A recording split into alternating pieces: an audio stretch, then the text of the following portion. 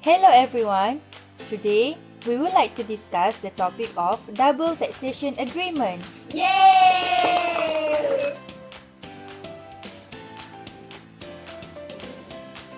In double taxation agreement, first we have the objective of treaty agreement. The first objective is to facilitate world trade. With the existence of double taxation agreement, the scope of taxation is much clearer, certain and without confusion. The second objective is promoting technology transfer. Double taxation agreement would accord a lower tax rate on royalty or technical payment to transfer technology and scientific knowledge. And the third one is prevention of tax avoidance and evasion. This would involve international audit on the multinational company. How to seek treaty protection? The governing principle of a treaty is to avoid the possibility of double taxation on the same income. In the treaty agreement, there consists various articles defining the scope of treaty, which include: first, the person and entities to which it applies; second, the taxes covered; third, the territories to which the treaty extends. Next is double taxation relief. Double taxation relief can be determined by reference to the country of residence or home country in three ways. The first is exemption in the country of origin on income. The second is tax credit against a person's tax in his home country of residence. The third is tax deduction against total income in the home country.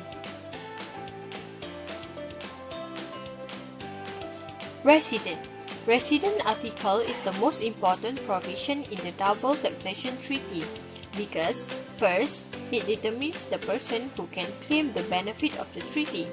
Second, income allocation is according to the resident of taxpayer. And the third, reduced withholding tax rate are only available to residents of the other contracting country. Permanent establishment. In the double taxation agreements between Malaysia and treaty countries, the permanent establishment concept is employed to resolve the issue. When a foreign enterprise carrying business through permanent establishment in Malaysia, the profits earned would be taxable in Malaysia.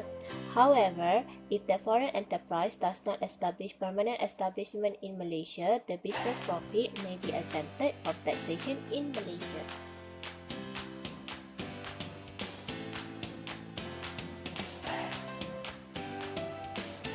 Tax-bearing incentive.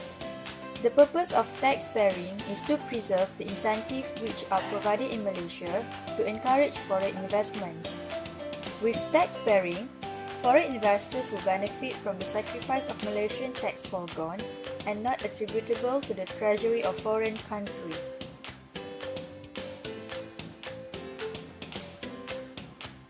Exemption of employment income.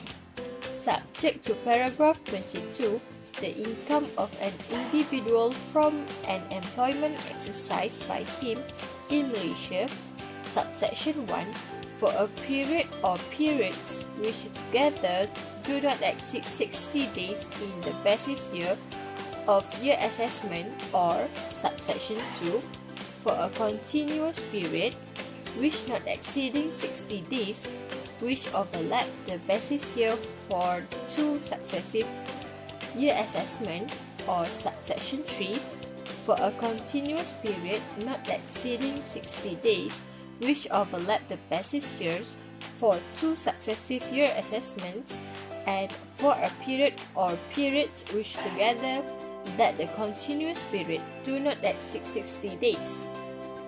And if he is not resident for the basis year or for each of those basis year, as the case may be. Prerequisite for exemption. The employee would be entitled to the exemption if: first, he is a non-resident; second, he had exercised employment; third, for period of not exceeding 60 days. Double taxation relief. The 60 days exemption rule may be extended depending on the nationality of the expatriate and subject to certain conditions. There are two methods of relieving the burden of double taxation. The first method is bilateral relief, and the second method is unilateral relief. That's all from us. Thank you!